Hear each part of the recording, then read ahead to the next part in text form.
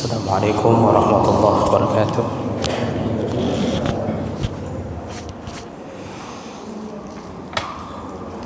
Alhamdulillahi rabbil alamin. Wassalatu wassalamu ala nabiyyina wa sayyidina Muhammadin wa ala alihi wa ashabihi ajma'in. Amma ba'd. Rabbi shrah li sadri wa yassir li amri wa hlul 'uqdatam min lisani yafqahu qawli. Segala puji bagi Allah, kemudian salawat dan salam kepada Rasulullah, pada keluarga dan seluruh sahabat-sahabatnya. Ya Allah, muliakan insyaAllah bapak-bapak, ibu-ibu yang telah menyempatkan diri dan waktu berhadir karena Allah, dan mudah-mudahan kehadiran kita menjadi pembela kita di hari kiamat nantinya insyaAllah. Bapak Ibu yang dimuliakan Allah, malam ini kita akan menghabiskan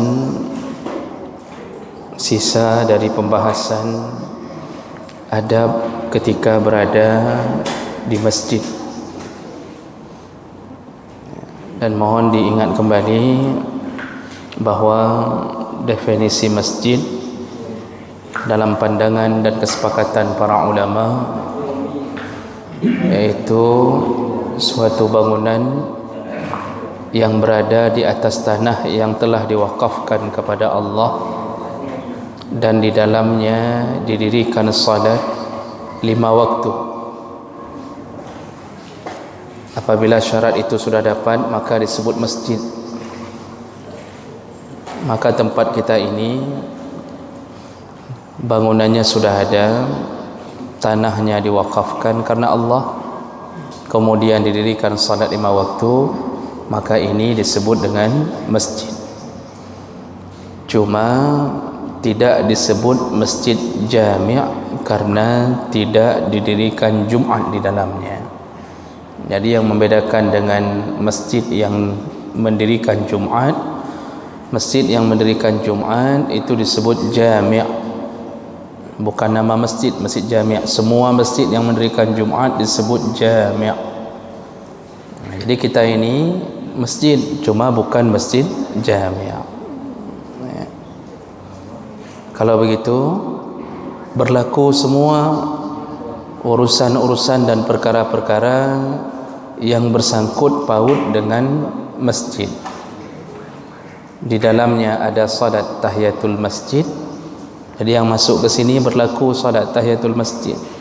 Walaupun kita tidak menamakannya masjid, menasah, musalla, macam-macam, tapi secara hukum ini masjid. Bahasa kita yang menyebutnya macam-macam tadi. Jadi berlakulah salat tahiyatul masjid. Nanti dalam Ramadan kalau mau buat i'tikaf, maka juga berlaku. Cuma orang kadang-kadang mengira bahawa menasahkan masjid sang-sang menan dalam fikiran orang, padahal kita yang merubah namanya. Baik, itu dulu yang perlu kita ulang, karena malam ini terakhir kita bahas masalah adab-adab seputar masjid, dan kita sudah membahas beberapa adab. Dan terakhir yang kita bahas yaitu seseorang tidak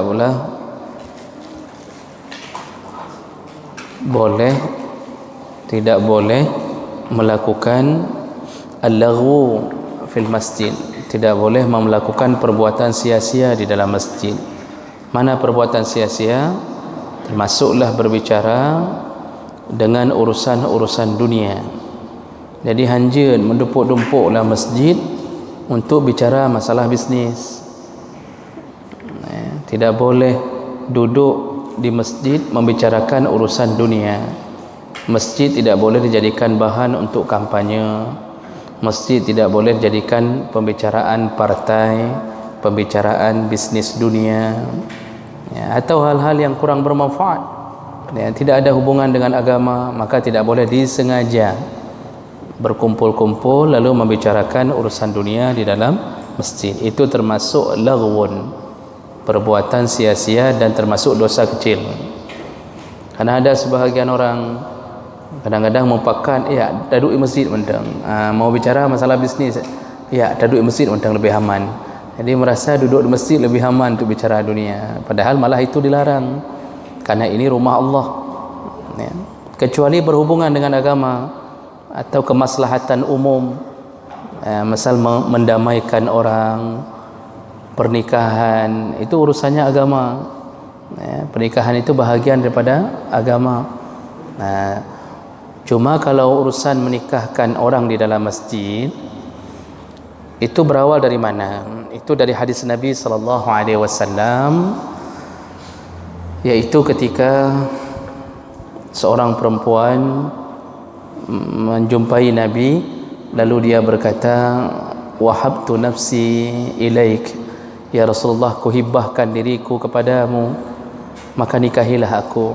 Maksudnya long rela ya Allah, ya Rasulullah, untuk menjadi istrimu. Artinya dia ingin dinikahi oleh Nabi. Lalu Nabi mengatakan, saya sedang tidak ada rencana untuk menikah. Lalu lewatlah laki-laki, seorang sahabat, dia mengatakan, ya Rasulullah, kalau begitu nikahkan dengan aku saja. Ini sahabat ni mengambil kesempatan. Jadi ketika Nabi menolak si perempuan ini, dia langsung mengatakan, kalau begitu nikahkan saja denganku.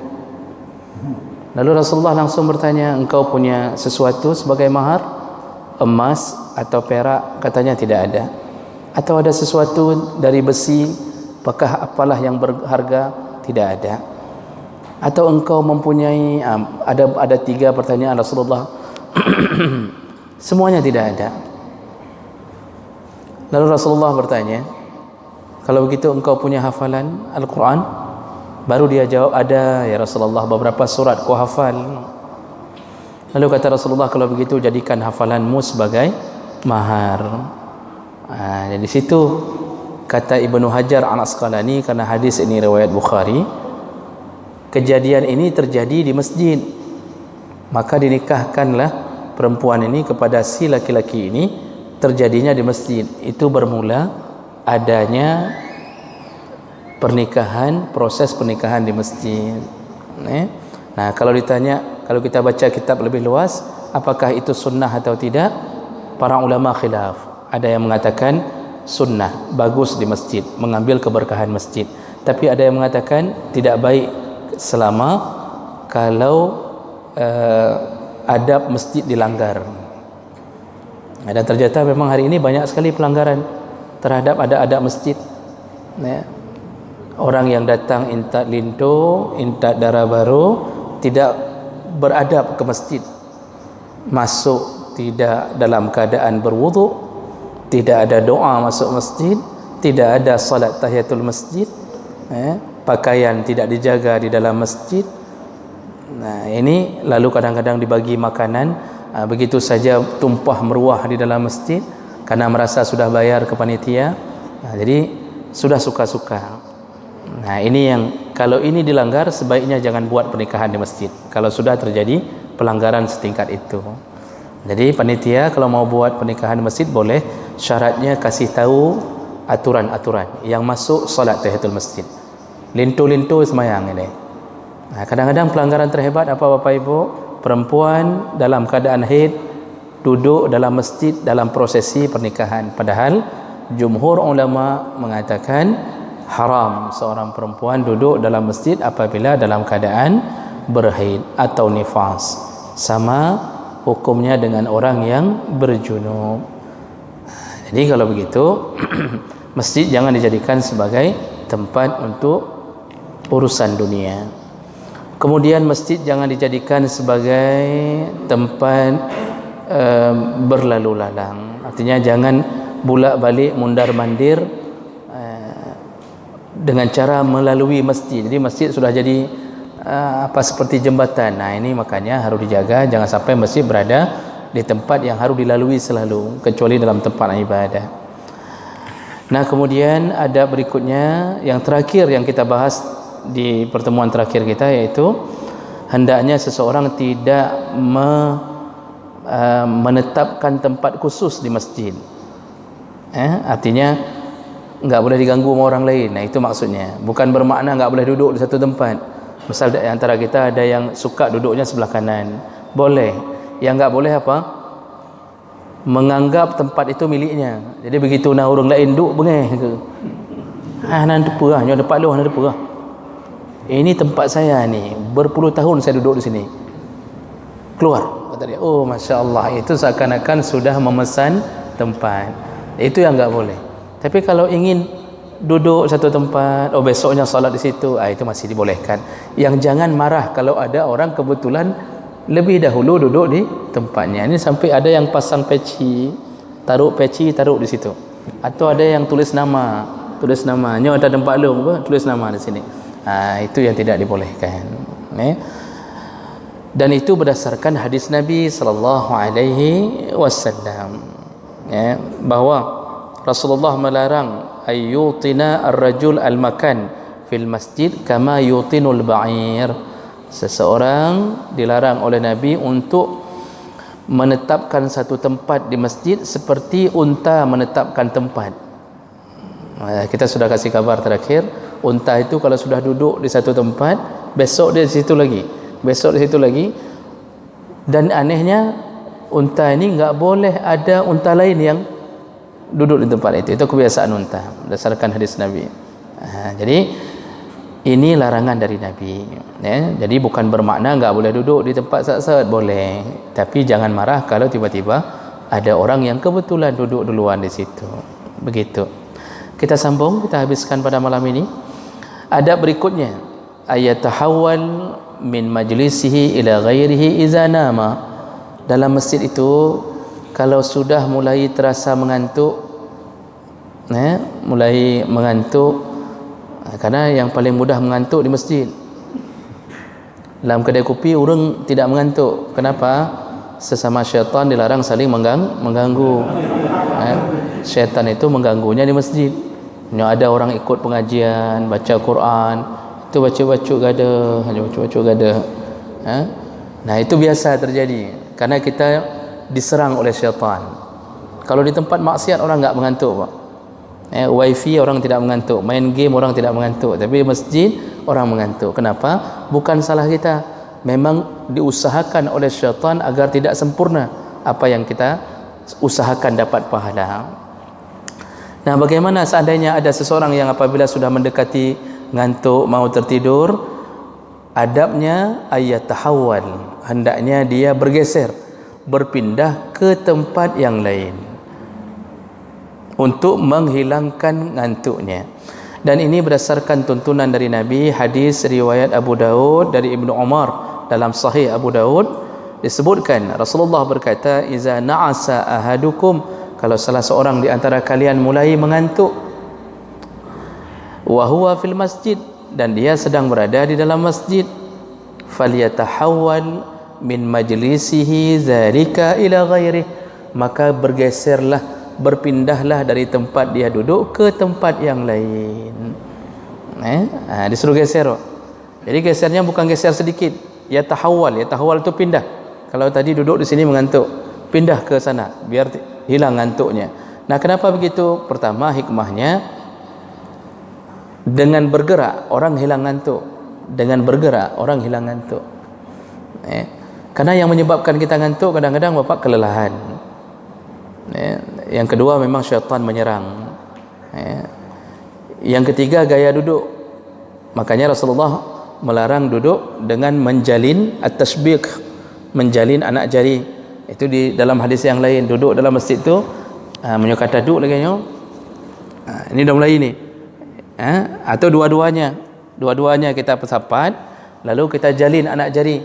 Ini dilarang oleh Nabi. Rasulullah melarang tasbih. Ini diikat oleh syaitan. Makanya mata pun diikat, terus sedikit-sedikit hilang konsentrasi.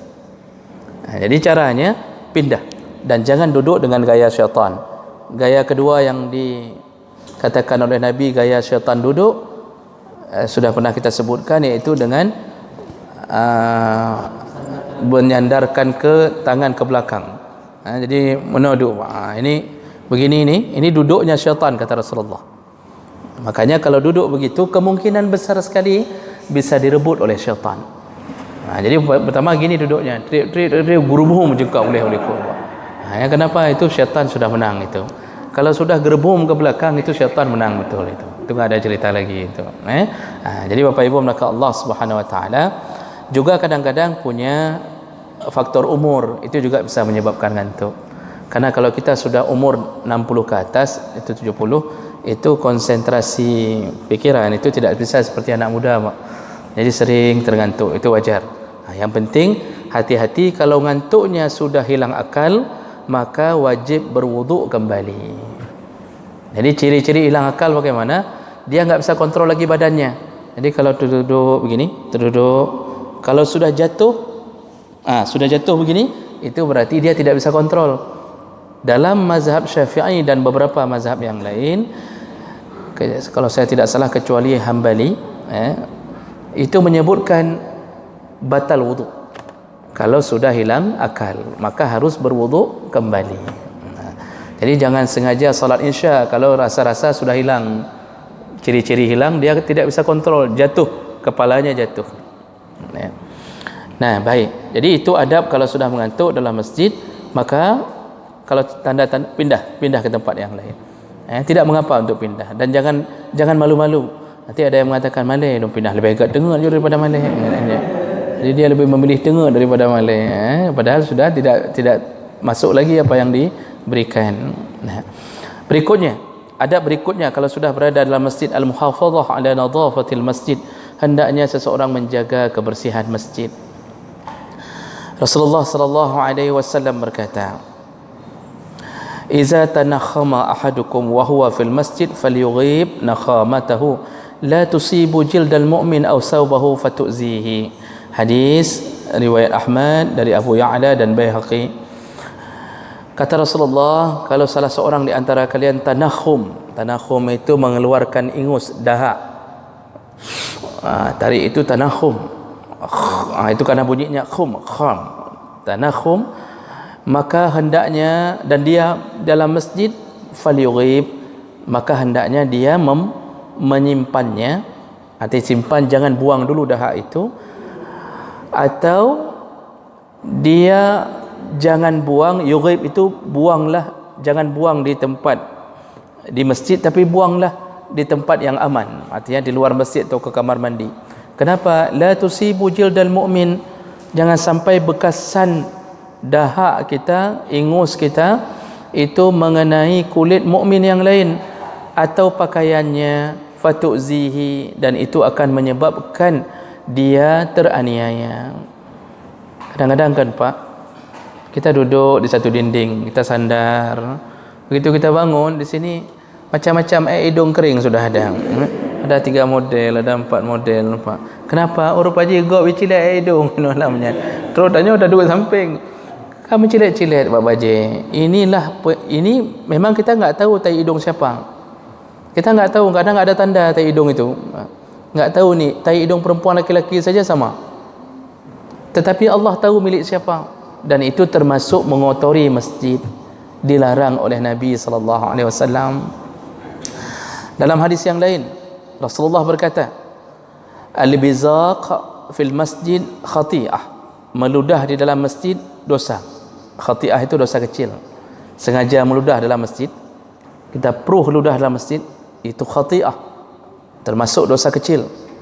Wa kaffaratuha dafnuha, dan cara menghilangkan dosa itu adalah dengan menguburkannya. Kenapa bahasanya menguburkan? Karena dulu masjid Nabi itu dari pasir dan kerikil. Jadi kalau meludah diambil pasir sampingnya, dikuburkan, yang ini di bawah. Tapi sekarang bukan begitu. Ini kan sekarang nggak bisa dikubur. Karena nggak bisa dikubur, makanya jangan meludah di masjid. Karena nggak ada jalan keluar solusinya untuk dikuburkan. Paling dipel. Itu pun nanti kadang-kadang seminggu sekali. Nah, jadi oleh karena itu Bapak Ibu maka Allah, jangan meludah di masjid dalam kondisi apapun. Ada orang kadang-kadang waktu sujud mengambil kesempatan gepruh ibabah. Karena kalau waktu berdiri dia nampak, waktu sujud dia keluarkan, apakah misal dia baru makan buah rorom, itu ada apa kelapak-kelapak tinggal, dia tunggu sujud, dia pruh sekaligus dengan air ludahnya, dia fikir aman, padahal Nabi mengatakan dosa kecil. Ada orang lain salat di tempat itu, subhanallah, bekasan itu kadang-kadang melukai orang, apalagi kalau sempat dia mengeluarkan air ngences, air liur ngences, ya itu lebih berbahaya Pak, dan itu menyebabkan najis. Kalau ngences itu najis, berbeda dengan air ludah biasa. Kenapa ngences najis? Dalam mazhab Syafi'i disebutkan karena dia keluarnya dari ma'idah, keluarnya dari perut, bukan keluar dari kerongkongan. Ngences itu air liurnya keluar dari perut. Semua yang keluar dari perut adalah najis. Ada yang keluar ke bawah, ada yang keluar ke atas. Yang keluar ke bawah itu bisa melalui kentut dan macam-macam. Yang keluar ke atas bisa melalui muntah, bisa melalui air liur ketika tidur. Makanya kadang-kadang pengurus masjid melarang seseorang untuk tidur di masjid gara-gara itu. Hangga supaya tidak membuat najis di masjid. Jadi kalau karpet kena air liur waktu tidur seseorang, maka karpet itu bernajis, batasan kena air liurnya bernajis. Itu belum lagi mengganggu dengan baunya. Na'udzubillah, kena bau ngences itu Pak, kiamat dunia rasa. Ada orang begah, kita kok tak hati depan punya kendangnya.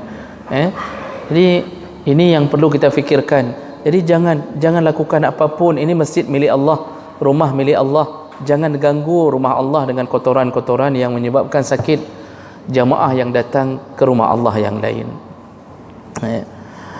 Rasulullah sallallahu alaihi wasallam menyebutkan dalam hadis yang lain, riwayat Muslim dari Abu Zar, Rasulullah berkata, "Uridat alayya a'malu ummati," dinampakkan kepadaku amal-amal umatku. Ini terjadi, ada yang mengatakan terjadi dalam mimpi Nabi, ada yang mengatakan waktu Isra Mi'raj, Allah alam. Nabi mengatakan dinampakkan kepadaku amal-amal umatku, hasanuha wa sayyi'uha, baik amal yang baik ataupun amal yang buruk. Fawajadtu fi mahasini a'maliha al-adha yumatu 'anil tariq, dan aku mendapatkan di antara amal baik umatku, amal-amal terbaik umatku adalah memindahkan sesuatu gangguan dari jalan. Jadi Rasulullah sudah dinampakkan oleh Allah yang memindahkan gangguan dari jalan itu amal baik. Makanya Rasulullah mengatakan, aku melihat seseorang yuqallibu fil jannah, bergembira ria di dalam surga, hanya gara-gara di dunia pernah menghilangkan gangguan di jalan. Dia ambil batang pohon yang jatuh di jalan, dia buang dengan niat supaya muslim yang lain tidak terkena gangguannya. Masya Allah, gara-gara itu masuk surga. Dan itu dinampakkan oleh Allah kepada Nabi. Lalu Rasulullah menyambung, wa wajadtu fi masawi a'maliha an-nukha'ah takunu fil masjid la tudfan, dan kudapatkan di antara amal-amal terburuk dari umatku yaitu ludah atau dahak yang dikeluarkan di dalam masjid dan dia tidak menanamnya. Jadi makanya prohibabah mengeluarkan dahak, nempel ngopil, kemudian masukkan di bawah karpet sikit-sikit, diam-diam. Ini sambil pengajian ngopil, buka karpet diam-diam, lihat kanan kiri nggak ada yang lihat, buka karpet penuh di bawah karpet. Ada 1000 orang begitu melakukan, waktu kita cuci karpet baru ketahuan penuh dengan air hidung. Itu yang air liur itu sudah jelas. Ini dilibatkan silakan. Ada baik salat berjamaah di sini walaupun di masjid. Kadang-kadang libatkan misalnya begini, dalamnya penuh debu. Begitu mau salat dibuka ini, debunya gitu. Oh iya, itu termasuk mengganggu Pak. Nyan mengganggu tatnya. Waktu di luar dia kadang-kadang tidak sadar dalam lipatan celananya ada debu. Pas masuk dia buka lipatan celananya, menghambur debu pasir di dalam masjid. Itu orang yang terjadi itu, kafarahnya bagaimana kata Rasulullah? Kalau tadi ludah disuruh tanam, karena dulu masa Nabi karpetnya pasir. Kalau orang yang begitu tahu jatuh, itu tinggal ambil sapu, sapulah.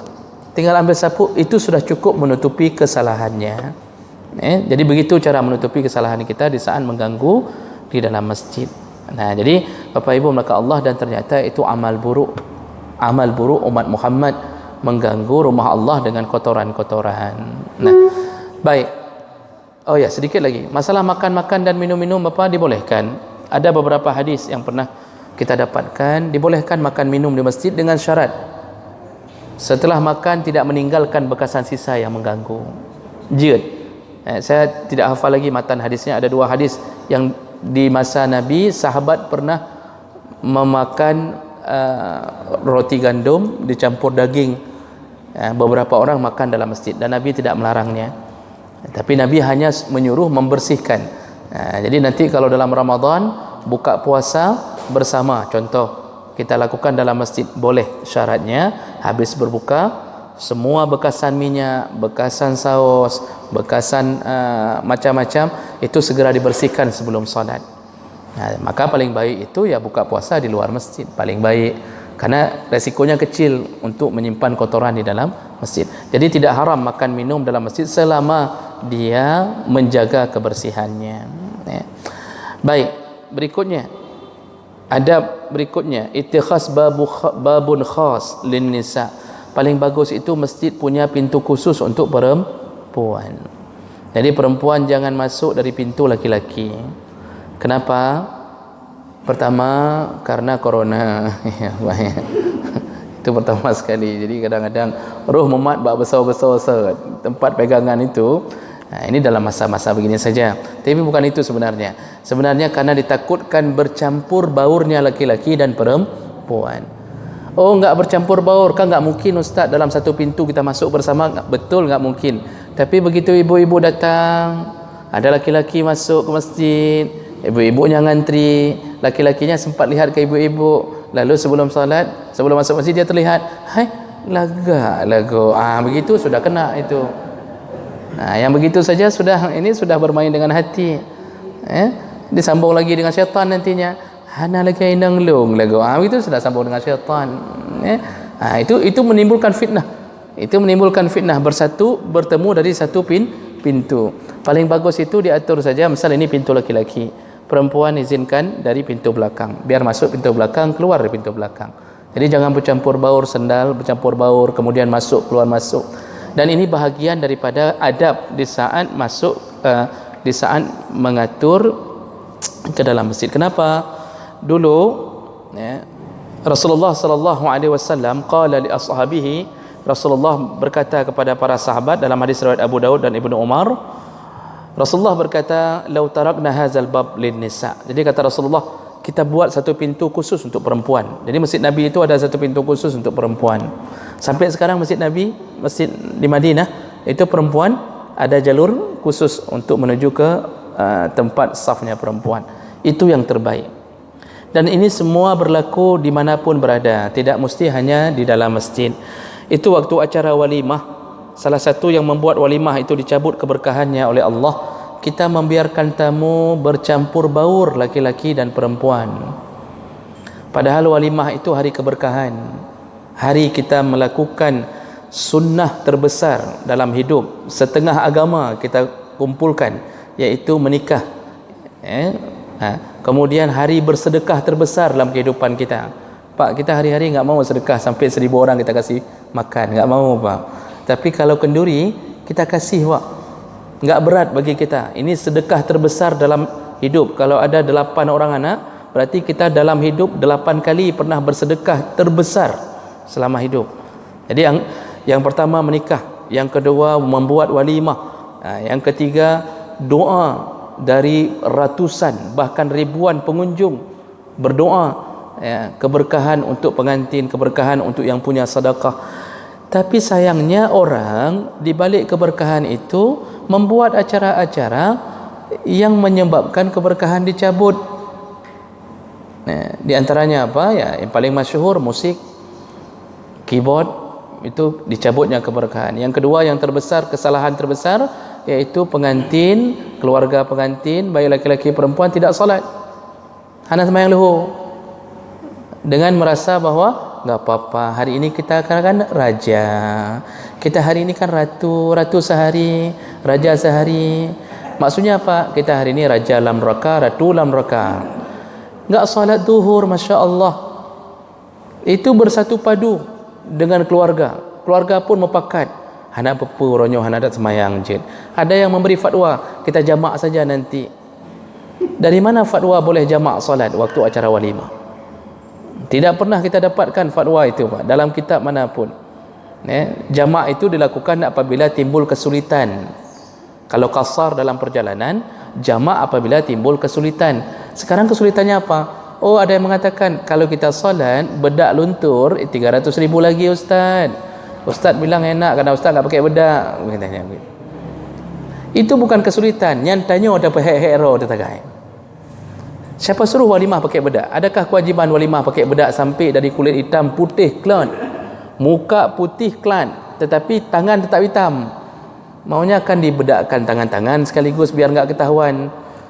Ini muka putih, tangan hitam, Masya Allah. Siapa yang suruh buat itu? Apakah Nabi menyuruhnya? Tidak.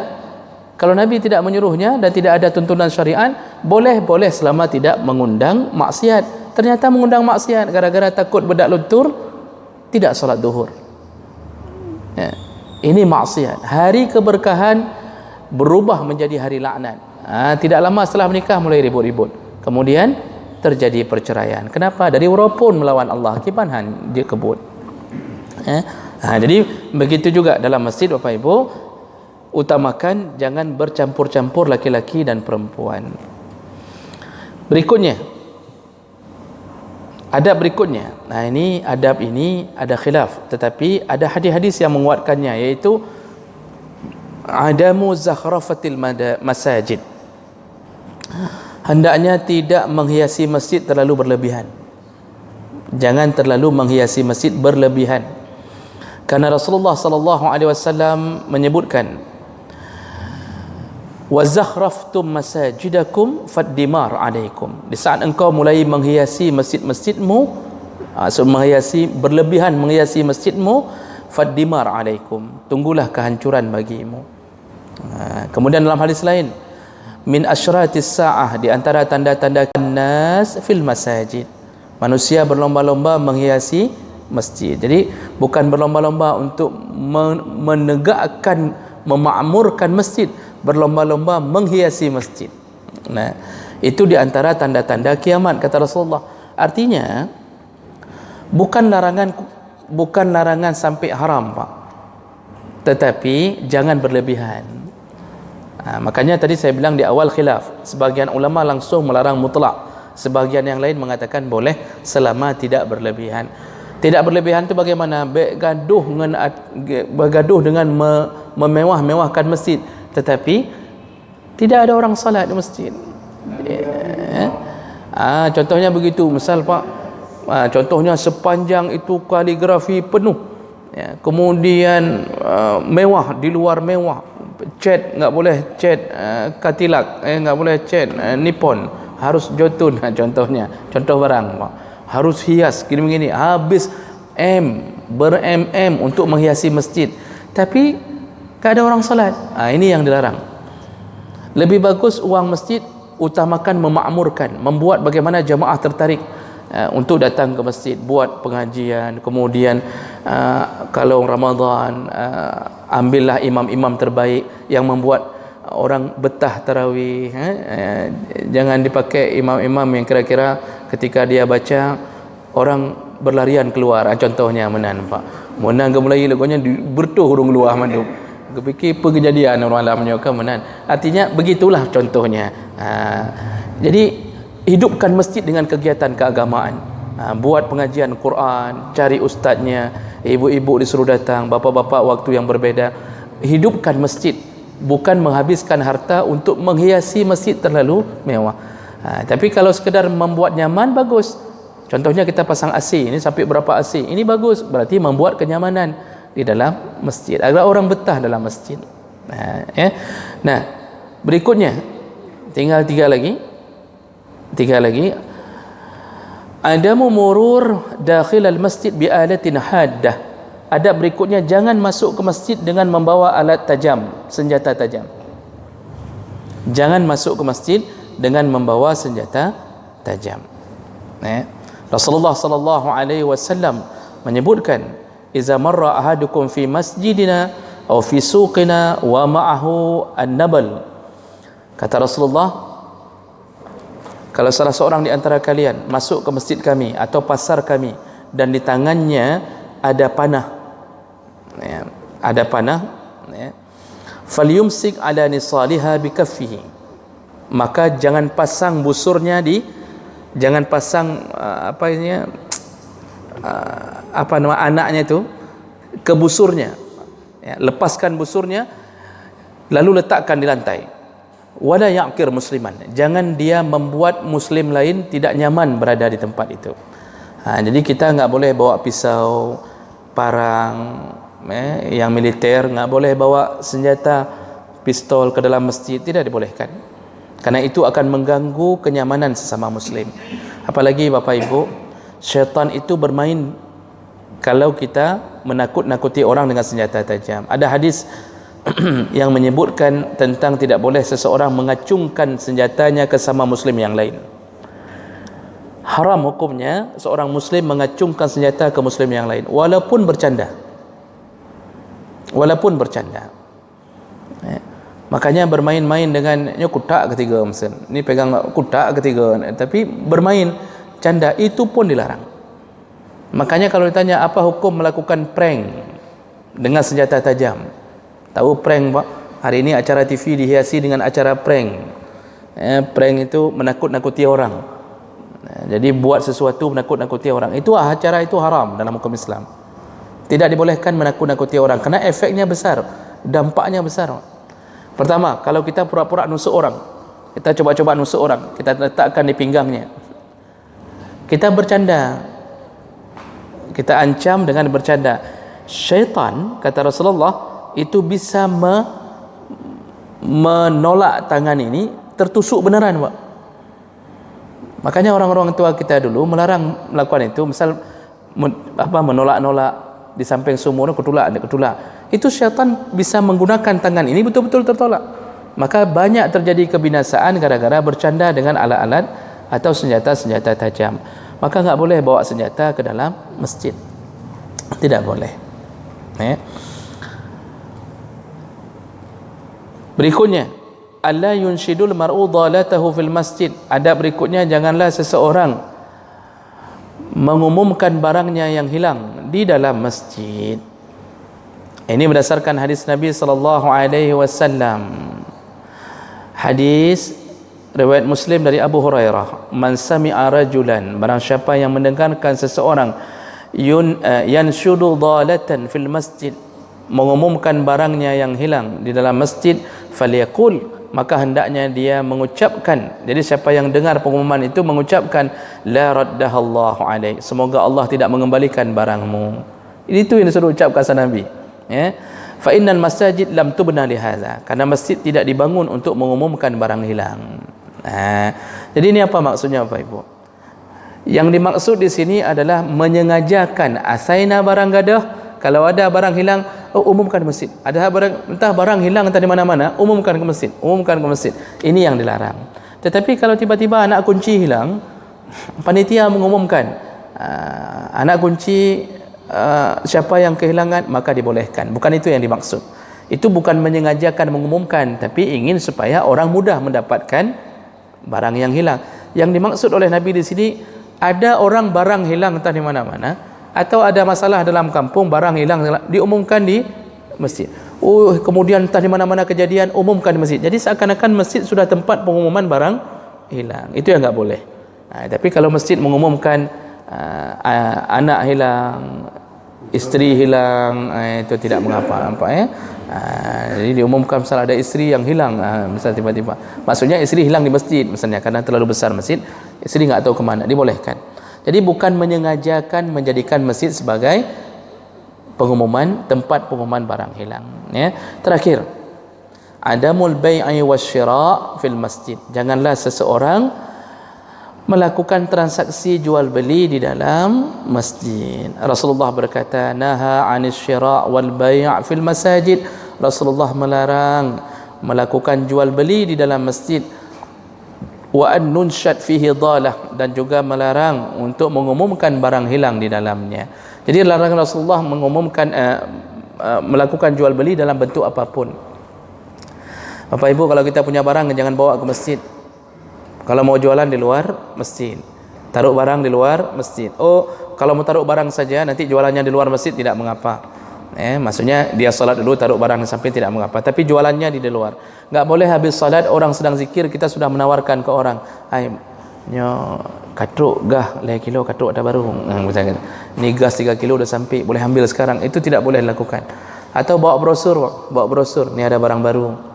Ini ada NMAX baru, PCX baru." Enggak boleh lakukan di dalam masjid. Tidak boleh tawar-menawar apapun dalam masjid. Nah, baik, itu hal-hal yang patut kita jadikan pelajaran seputar adab dengan masjid Allah Subhanahu wa taala.